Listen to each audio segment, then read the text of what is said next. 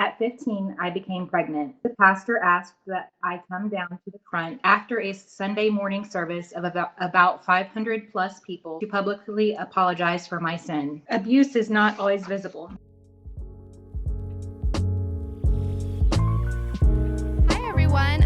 Welcome back to There's No Way That's True podcast. I'm your host, Mary Rose, and today I have the pleasure of being here with Lauren, who is a guest and is going to share some information about her story growing up in IFB as well. And I think that her story she can show a perspective that not many go through, but it's very powerful. And I think helping support and be there to show people that might be going through similar things that there's other people that have been through it and have made it through it is going to be really powerful and supportive for a specific group of people. And so we're going to do this episode a little different than your average podcast interview. We're going to do some regular kind of questions at the beginning briefly, and then we're just actually going to give Lauren an uninterrupted time to share her story. And so if you want to go ahead, Lauren, and introduce yourself, share a little bit about your background and kind of how you grew up in IFB. My name is Lauren. I grew up at an independent fundamental Baptist church and school in South Carolina. I attended the school from 3-year-old kindergarten until the end of my 9th grade year. And my family attended the church there from the time that I was in 5-year-old kindergarten until I was in my early 20s. But I only attended until I was around 17.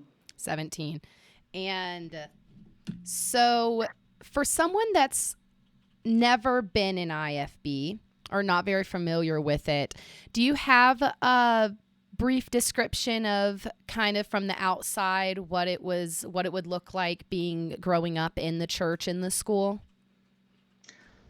Yes. So, obviously on like a church pastoral board, it would be all males. And typically from what I've seen from different independent fundamental Baptist churches is that it's their way is the only way to get to heaven. Yeah.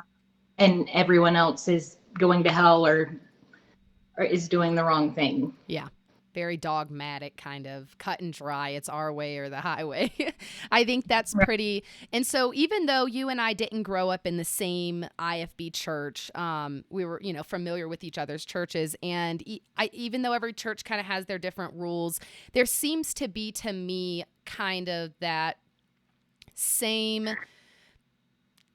dogmatic type of teaching across the board with a lot of them. It's this way or no way. So that's not surprising to hear just with my experience with other IFB churches.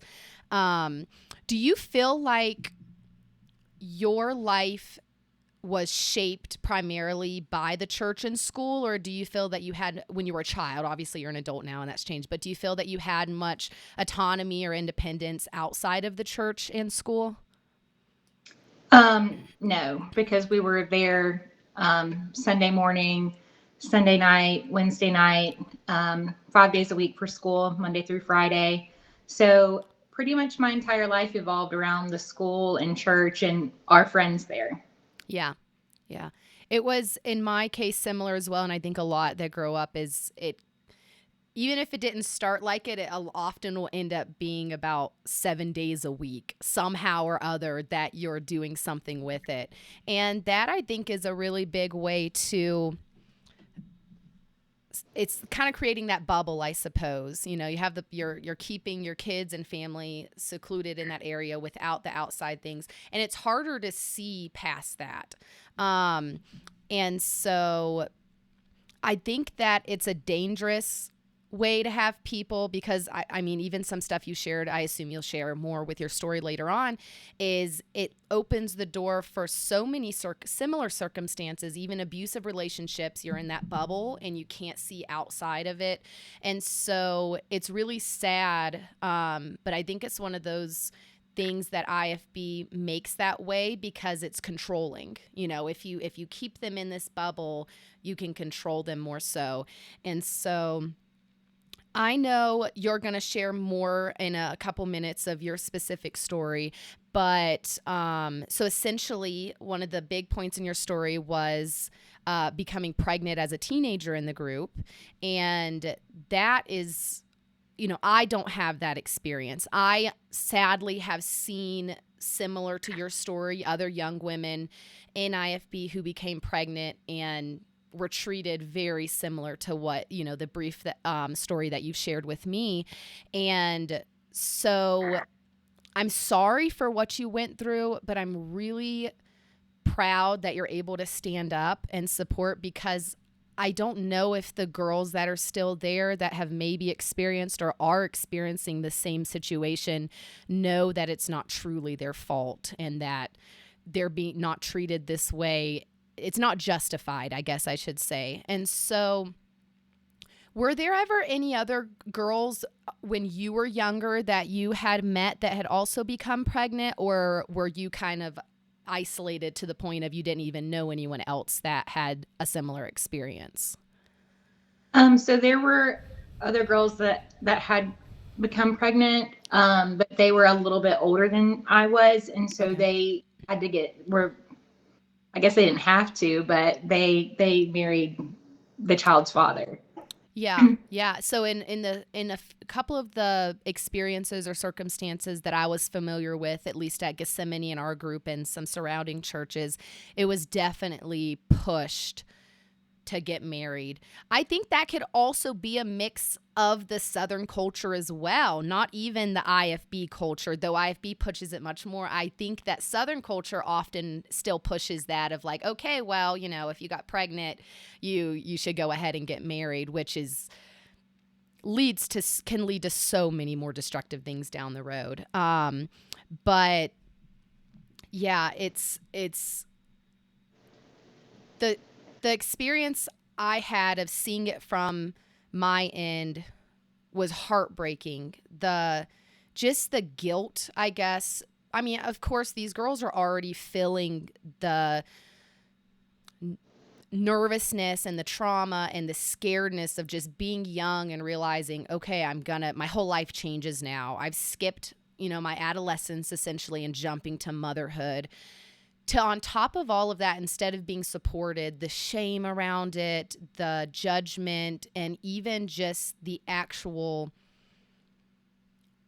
exclusion, I think I could say, it's isolation. It's so sad to see. And it I don't know if you have anything else you'd like to comment on that, or if you'd like to go ahead and start on, I think honestly, you just sharing your story is going to answer most any question I kind of had come up with prior. So would you like to go ahead and just get into sharing your story for the audience? Yeah, sure. I would be Okay. happy to do that. I grew up attending an independent fundamental Baptist church in South Carolina from the time I was 5 until I was 17. I attended church with my family multiple times a week, Sunday school and Sunday morning service, Sunday evening and Wednesday evening services. I attended a private Christian school that was affiliated with the church.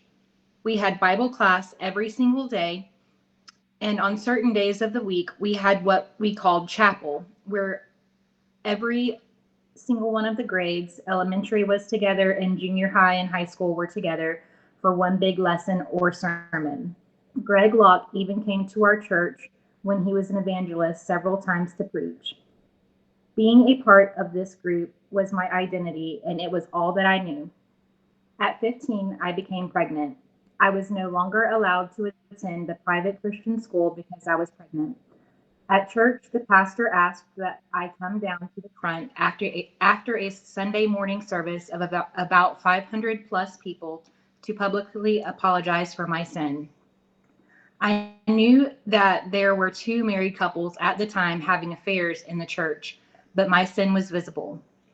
After I apologized, the youth pastor, who is now the current pastor of that same church, pulled myself and my parents to the side and asked me not to go back to the youth group or Sunday school where there were other teenagers that were my age. Because my parents continued to attend church services there, I chose to go to the Hispanic services. I did not know or speak Spanish. I was isolated. While certain people at that church were absolutely unchristlike to me, there are those who stand out in my mind, even to this day, who have been kind over the years since I have left. There, then in my early 20s, I found myself in a 10-year miserable marriage. It has taken years of CBT and DBT therapy to get me to where I am today. Today, I want to talk about something deeply personal and something I know many of us carry in silence: the parallels between domestic abuse, coercive control, and growing up in a cult. Now, at first glance, those might seem like very different experiences, but at their core, they share the same language: power, control, isolation, and the slow erasing of a person's sense of self. And here's the part that hurts the most: we often choose what feels familiar, even when familiarity isn't safe. When people hear the words domestic abuse, people picture bruises or broken bones. But abuse is not always visible. Abuse can be financial, emotional, Yeah, verbal. absolutely. So, coercive control is about shaping someone's choices so completely that they forget they even had any.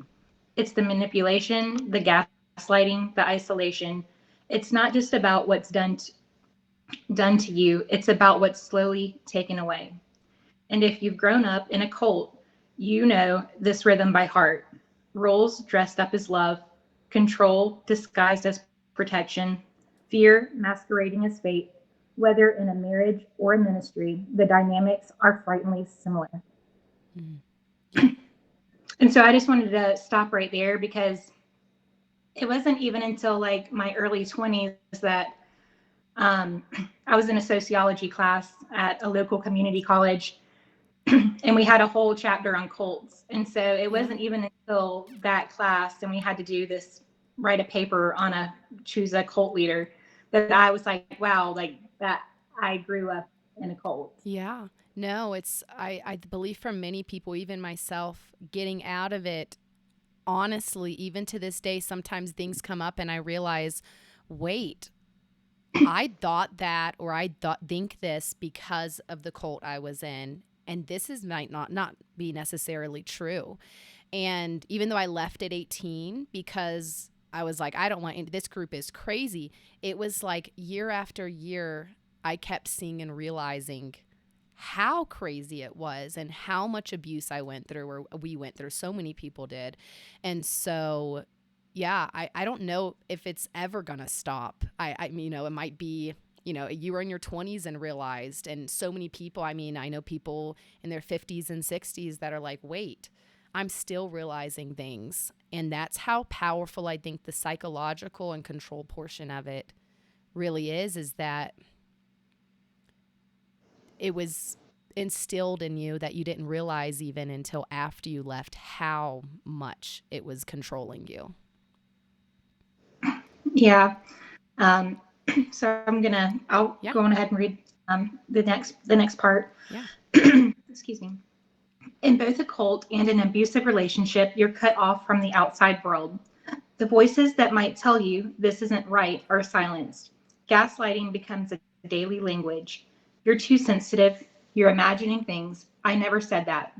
Without me, you'd be nothing, or you wouldn't have that if it weren't for me. Reality is rewritten until you doubt your own eyes, your own intuition, your own truth. And then there's the cycle of fear and reward: punishment followed by crumbs of affection, just enough warmth to keep you hoping, just enough hope to keep you trapped, or maybe they are your only financial means of surviving. Mm. Slowly, your identity erodes. You're no longer you. You become the reflection of whoever is holding the power. So, why do we walk into these dynamics? Why would someone leave a controlling childhood only to end up in an abusive relationship? Because our nervous systems confuse what is familiar with what is safe. Wow. If you grew up in a world where love was conditional, where obedience meant survival, where control felt normal, you may unconsciously seek out that same pattern as an adult, not because you want pain, but because your body says, I know this, I recognize this must be home. It's the cruel trick of trauma. It binds us to what hurts us in the first place. Wow. And this is where I want to shift gears because not really shift because this connects deeply with everything that I've just shared. When you're disentangling yourself from abuse, from coercive control, from the weight of a faith system and demanded more than it gave, you start looking for voices, for guides, for people who have walked the road ahead of you and left their wisdom behind. And for me, these two voices were Jen Hatmaker and Glennon Doyle. Um, Shameless little plug, Jen Hatmaker has a book coming out. I believe it's in a few weeks. It's called Awake. I have not obviously read it yet, but I'm excited to do so. She was extremely vulnerable in this new book that she has coming out and talks about her divorce in 2020. And Okay. she was in a 26-year-long marriage, and he was a preacher. And Wow. so I'm excited to read Yeah, we that. can share those links in the description for the people watching so they can kind of connect with her story as well. So I first stumbled across Jen Hatmaker on Instagram in 2022. At the time, I was going through one of the hardest and most challenging trials of my life. What I love about her is her honesty. She didn't set out to be a rebel or to burn everything down. She simply told the truth about her own experiences. She admitted that the very institution she had poured her life into, the same institution that had once felt like home, was no longer safe for her. And yet she didn't lose her faith. That was revolutionary for me. Sometimes the most faithful thing we can do is to walk out of the building so that our faith can breathe again. Because in my upbringing in my late teens, leaving the church wasn't just leaving a building, it was leaving God, it was leaving safety, community, even eternity. I have attended church over the years, but I have not held church membership. Jen's courage gave me permission to imagine a faith not built on fear, permission to believe that maybe God was not confined to four walls and a pulpit. And for that, I am deeply grateful. And then there's Glennon. If Jen gave me language, Glennon gave me fire.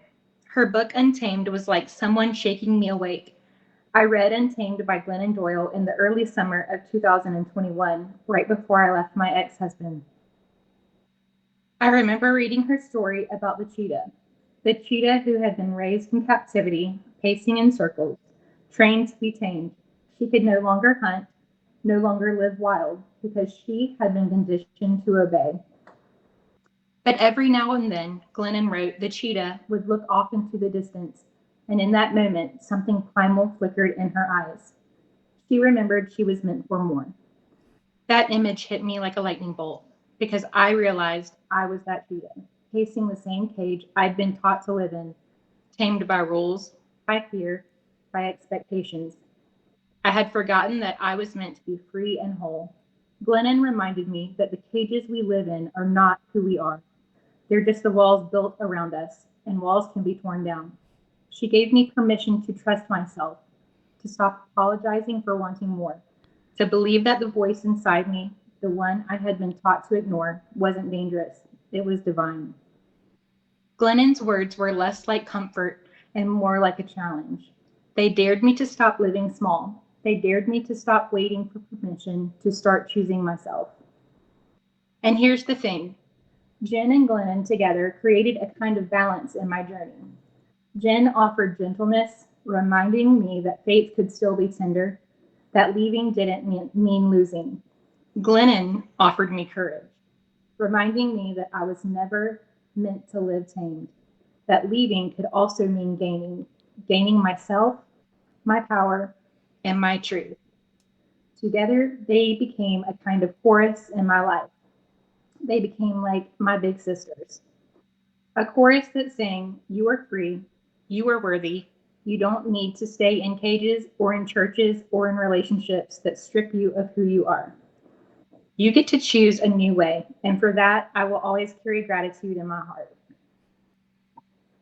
By now, you're probably noticing a thread running through all of this, whether it's leaving an abusive relationship, walking away from a cult, or even stepping outside of church walls.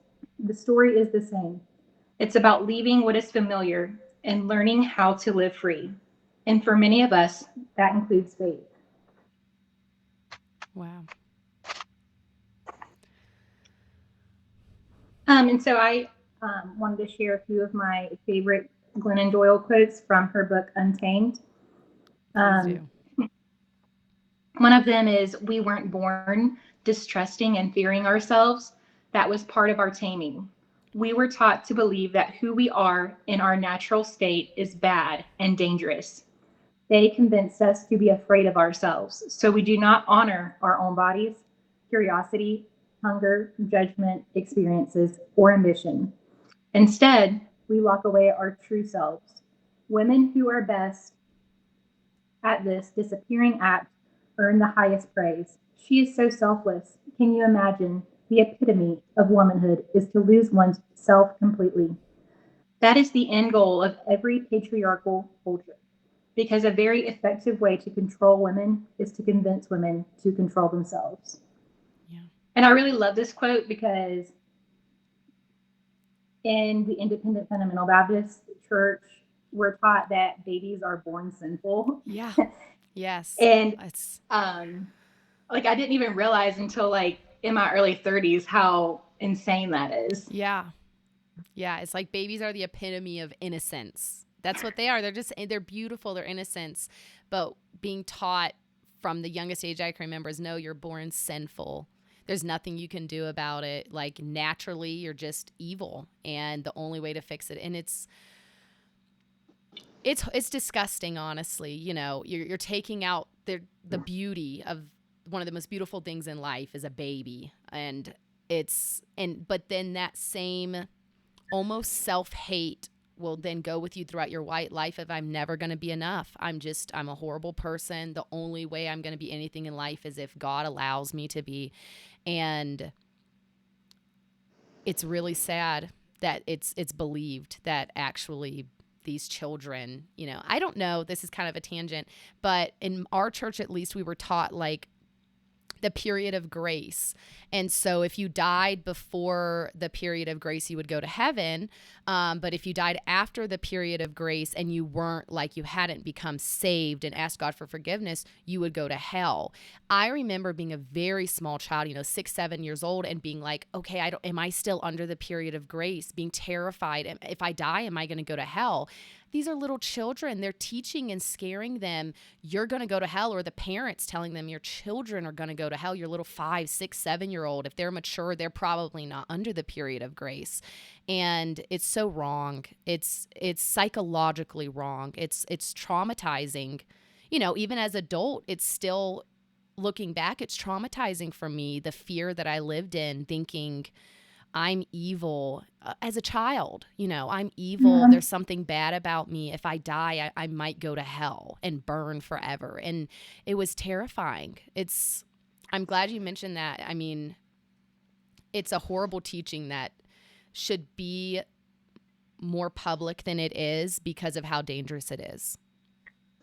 Yeah. And so it really wasn't until my 30s I realized, like, wow, how, you know, babies are not born sinful. Just because they cry, they have needs that need to be met. That's Yeah. what.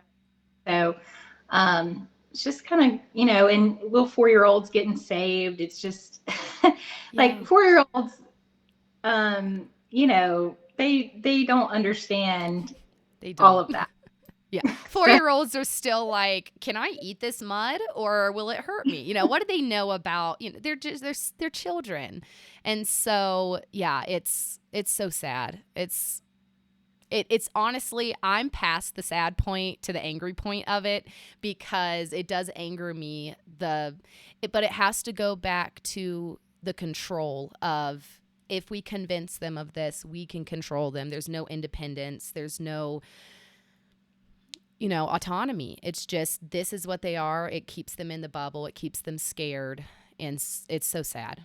Sorry, I didn't mean to interrupt you. You can continue. Oh, you're good. Um, let's see. And so another one of Glennon Doyle's quotes from the book Untamed is, "A broken family is a family in which any member must break herself into pieces to fit in. A whole family is one in which each member can bring her full self to the table, knowing that she will always be both held and free. This life is mine alone, so I have stopped asking people for directions to places that they've never been." When a woman finally learns that pleasing the world is impossible, she becomes free to learn how to please herself.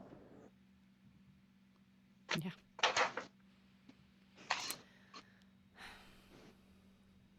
What strikes me in all of these stories is the same paradox I've seen in my own life. Leaving often feels like loss, but it can actually be the doorway to life. For so long, I believed that walking away from the institution meant walking away from God. But what if it was the opposite? What if stepping outside the steeple is what allows us to encounter God more fully, unmediated, unfiltered, unchained? Inside the system, I was taught that God was rigid, demanding, impossible to please. And I carried that image like a weight. But outside, when I finally gave myself space to breathe, I found a God who felt gentle, a God who wasn't wound tight, a God who whispered instead of shouted. And I realized maybe God had been there all along. I just couldn't hear over the noise of the control. For me, faith outside the steeple has looked less like rules and more like rhythms. It looks like noticing beauty in the everyday. It looks like honesty in relationships. It looks like grace toward myself and not just everyone else. Wow. And I'm not sure if you guys were taught this at your church, but it was always like joy, Jesus, others, and you. You always put yourself last. Oh, yeah. Yeah. We didn't have that kind of phrase, but absolutely was. And it was to extreme points of, if your family didn't have what they need, you should still be giving to the other people that need it in the church, or the pastor, or the, different members. And it was always yourself last, and even your family last, which is not even biblical in any way. But yeah, what was the phrase that you said? Joy, Jesus, others, and then you. Jesus, others, and then you. That that clicks with what we were taught. I hadn't heard that phrase, but absolutely. It also looks like grief, because leaving familiar places always carries grief. But it's a grief that clears space for something new. And maybe that's what this journey really is, learning to make peace with grief of leaving so we can step into the joy of living. So I want to ask you, what does faith look like for you outside of the steeple? Have you ever found God in places where you were told God couldn't be? Have you ever discovered freedom in what once felt forbidden? I would love to hear your stories, because I think one of the greatest gifts we can give each other is honesty. And who knows, maybe your story will be the breadcrumb that helps someone else find their way out of their own cage. And as I close today, I wanted to leave you with this thought. Maybe stepping away doesn't mean losing faith. Maybe it means reclaiming it. Maybe it means stepping closer to your own soul, closer to a God who isn't bound by walls, closer to the truth that you already know. The familiar chains don't have to define you. You can choose differently. You can live fully, freely, wildly, untamed. Thank you for spending this time with me. Until next time, go live freely, live fully, and never forget that you are enough. Wow. Lauren, that thank you so much. That was so powerful to me, and I think to many other people it will be as well. There's I feel like I could probably just talk to you for hours on just all of the questions and, what you went through and how you've gotten out of it. But I think this was wonderful. Putting your story out there, explaining, you did so well at explaining, not just the spiritual aspect, but just the way, the day to day, mental, emotional, how it affects your life. And also, to me, I'm looking at you and thinking, you look beautiful, you look happy, you look like you have found a way out of this and to have a positive life. And I want others to know that they can do that too. And thank you so much. Maybe, in the future we'll have even another episode and can get into more stuff. But just sharing this today was so appreciated. And I mean, you've been through a lot. I truly believe that brave is a word that I could use for you. And I really appreciate you, being brave enough to come on here and do this.